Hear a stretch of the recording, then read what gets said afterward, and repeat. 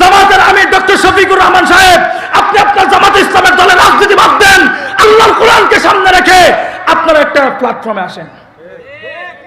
আমি মামুনুল হক সাহেবকে পরিষ্কার বলি, আপনি আপনার খেলাফতের রাজনীতি বাদ দেন, আপনি আপনার রাজনীতিকে বাদ দিয়ে আমাদের দেশের মুসলমানদেরকে সান্ত্বনা দেওয়ার জন্য, শুধু কোরআনকে সংশ্লিষ্ট রাখবার জন্য আপনারা একটা প্ল্যাটফর্মে আসেন।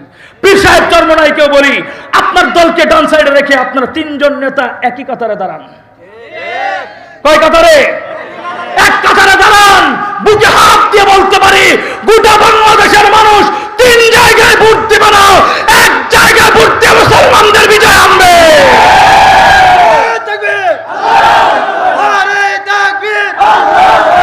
ইসলামের শত্রুরা আল কোরআনের আলো। এখানে খুশি হওয়ার কিছু নাই, এটা আমাদের আবেগ। কিন্তু এই কথাটা বললে আমাদের জনগণের মনে আরেকটা কষ্ট আছে। কারণ কি, 16-17 বছর ধরে ক্ষমতা না পাওয়া এক দল, তার নাম হচ্ছে বিএনপি। ওনারাও আমাদের এলাকার চাচা, আমাদের দাদা, ওনারাও তো ক্ষমতায় আসার জন্য চেষ্টা করতেছে।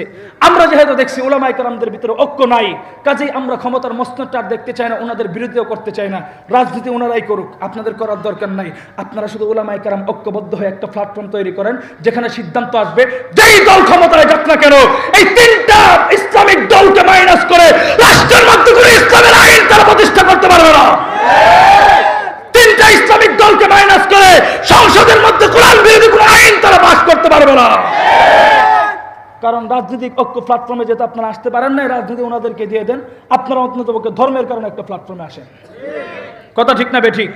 মুহতারাম হাজরিন, কথা একটা বলি, আমরা যদি মুসলমান এখনো ঐক্যবদ্ধ হতে পারি, ক্ষমতার দরকার নাই, ক্ষমতার দরকার নাই। শুধু আপনারা এক দলে থাকেন মুসলমানরা, আমরা তো এই কথা পরিষ্কার বলতে পারি, আমরা এটার জবাব দিতে পারবো। বিগত বছর আমার এই সোনার বাংলা দেখেছি জিয়াউর রহমানের আদর্শ রাষ্ট্র পরিচালনা হয়েছে, বিগত বছর আমার এই সোনার বাংলা বঙ্গবন্ধুর আদর্শ রাষ্ট্র পরিচালনা হয়েছে, বিগত বছর আমার এই সোনার বাংলা ইন্ডিয়া থেকে ভাড়া করা কবি রবীন্দ্রনাথ ঠাকুরের আদর্শ রাষ্ট্র পরিচালনা হয়েছে। কিন্তু আমরা মুসলমান যদি ঐক্যবদ্ধ থাকতে পারি, খুদার কসম খেয়ে বলি, আগামী দিনের রাষ্ট্র আর কোনো ব্যক্তির আদর্শ চলবে না। হিম্মত করে এই কথা বলতে পারবো, আগামী দিনের রাষ্ট্র পরিচালনা হবে তোমার আমার নেতা, সকল মানুষের ধর্মভিত্তিক অভিনেতা মুহাম্মদের আদর্শে রাষ্ট্র পরিচালনা হবে, মুহাম্মদের আদর্শে রাষ্ট্র পরিচালনা হবে। মুহতারাম হাজরিন, এটা যদি আমাদের ঐক্যবদ্ধ থাকে তাহলে আমরা এই কাজগুলো করতে পারবো। কিন্তু দোস্ত, এই কাজগুলো করাটা এত সহজ নয়।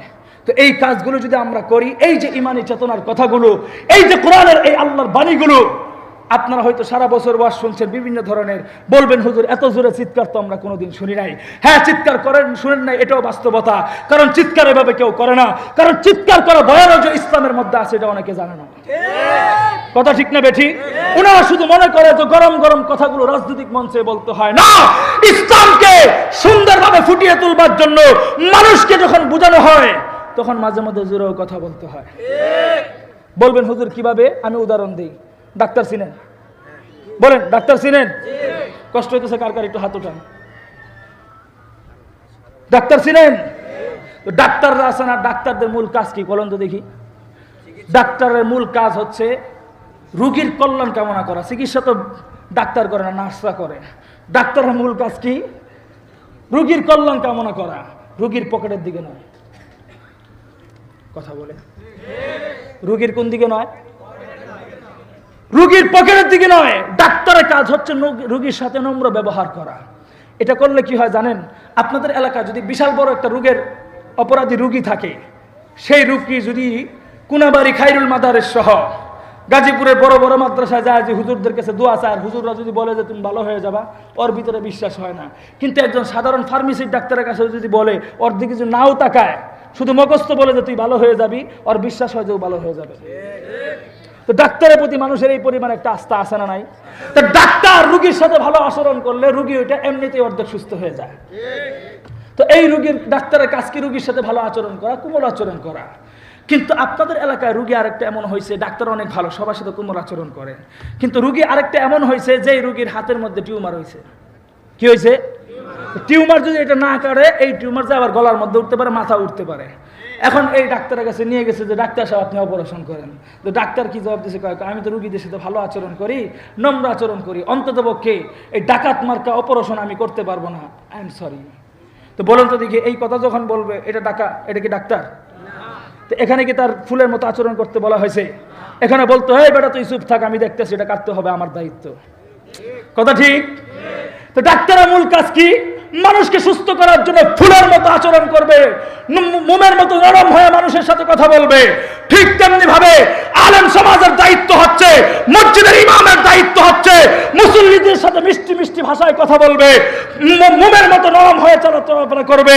কিন্তু সেই মানুষই যদি ইসলামের বিরুদ্ধে কথা বলে, সেই মানুষ যদি আল্লাহর কোরআনের বিরুদ্ধে কথা বলে, তখন একজন ইমাম সাহেবের কাজ নয় যে মুসল্লির পিঠে হাত দিয়ে কথা বলবে। কথা ঠিক না বেঠিক? তখন সেই ইমাম সাহেব আর খতিব সাহেব সাথে সাথে চোখ রাঙিয়ে বলবে, তোর মতো মুসল্লি এই এলাকাতে থাকার কোনো অধিকার নাই। কারণ এতটুকু কথা যদি কোনো খতিব সাহেব না বলতে পারে, তাহলে বোঝা যাবে যে খতিব সাহেব শুধুমাত্র পেটের দান্দায় চাকরি করে, সে ইমামতি করে না। কথা ঠিক না বেঠিক? মুহতারাম হাজরিন, তো ডাক্তারের যেই গুণ, আলেমদের গুণ হওয়া চাই একই গুণ, সব সময় ভালো আচরণ করবে। কিন্তু রোগী যখন অসুস্থ হয়ে যাবে, অপারেশন কিন্তু সেই আলেমই করবে। এতক্ষণ শুনছেন না মিষ্টি সুরে আলোচনা, লম্বা শুনেছেন, আরো যত মাহফিল হবে প্রায়গুলোতে সুরে আলোচনা পাবেন। তো আমাদের মতো ব্যতিক্রম এক দুইজন যদি অপারেশনের ডাক্তার না থাকে, তাহলে তো সমাজের মধ্যে সব রোগীগুলা একবারে ইমার্জেন্সি রোগী হয়ে দাঁড়াবে। কথা ঠিক না বেঠিক? এখন তো বলতেছে যে ধর্ম আর রাজনীতি একসাথে করবেন না, এখন এই কথা বলতেছে অর্ধেক অসুস্থ, কিন্তু এটারও কিন্তু অপারেশন করা দরকার। আর আসতে বলেন, ধর্ম আর রাজনীতি এক জিনিস না, এটা একটা টিউমার। এটা কি ভাই? এই টিউমার। এই কথাটাই যদি আমরা মাইকের মধ্যে জুড়ে চিৎকার করে না বলি, তাহলে তারাই হয়তো একদিন বলবে ইসলাম রাজনীতি করতে নিষিদ্ধ করেছে, কারণ টিউমার বড় হয়ে যাবে। কথা ঠিক না বেঠিক? মুহতারাম হাজরিন, তো যেই কথাটা বলতে চাই, আল্লাহ পাক রব্বুল আলামিন সাময়িকভাবে পরীক্ষা করলেও সর্বশেষ বিজয় দান করেন কে? আল্লাহ। এটা তো গেল নবীদের কথা। এখন আসো একটু আলেম সমাজদের কথা বলি। তো আমাদের দেশের মধ্যে একজন আলেম ছিলেন, আপনারা নাম শুনছেন কিনা জানি না, আল্লামা মুফতি ফজলুল হক আমিনী রহমতুল্লাহ আলাইহি। শুনেছেন? বাড়ি কোথায়? ব্রাহ্মণবাড়িয়া, কুমিল্লার দিকে। তো ব্রাহ্মণবাড়িয়াতে বাড়ি। তো লালবাগ মাদ্রাসার প্রিন্সিপাল ছিলেন। তো উনি ফতোয়া বিরোধী আন্দোলনে অংশগ্রহণ করছিলেন। তো ওইখানে দেখতাম ইসলামকে রক্ষা করার জন্য চূড়ান্ত পর্যায়ে তিনি বিপ্লব ঘটিয়েছিলেন।